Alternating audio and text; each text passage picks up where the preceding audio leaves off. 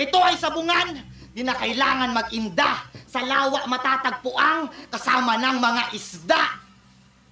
Minalas ka naman, aalatin ka masyado, at naging patabang.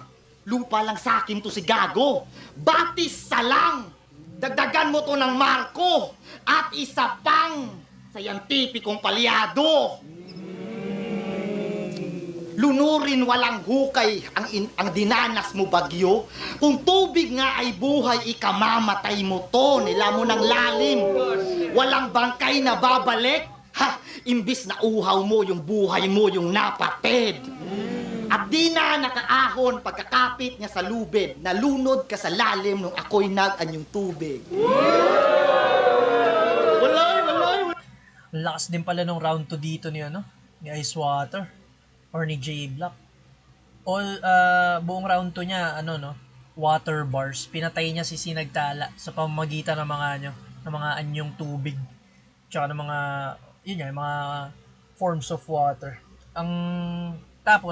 Pagkatapos nun, parang gusto ko rin sinabi niya na kung yung tubig ay buhay, mamamatay ka dito.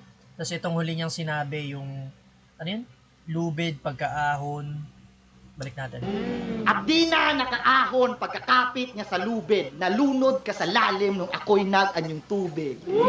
Nalunod ka sa lalim nung ako'y nag-anyong tubig. Kasi nga pinatay niya si Sinagtala gamit yung mga anyong tubig. Ganda rin ang round 2, creative ng pagkakakonstruct dito ni Ice Water. Mas malakas kaysa dun sa round 1 niya. Panoorin natin yung round 2 ni Sinagtala.